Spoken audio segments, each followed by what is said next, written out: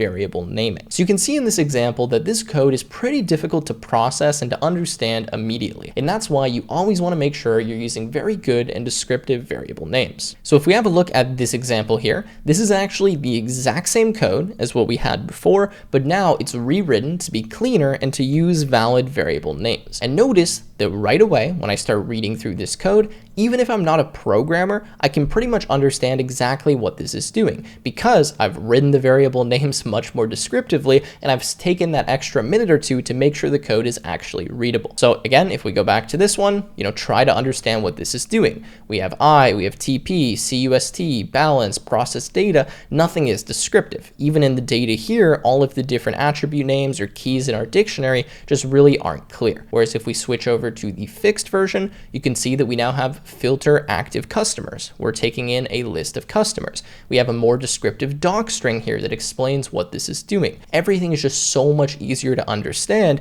and really all we did is we just changed a few variable names here and cleaned up the code so that anyone, even if they weren't a programmer, would be able to read this. Even if you're not an advanced programmer, even if you don't know the programming language, you should be able to understand what the code is doing if it's written well.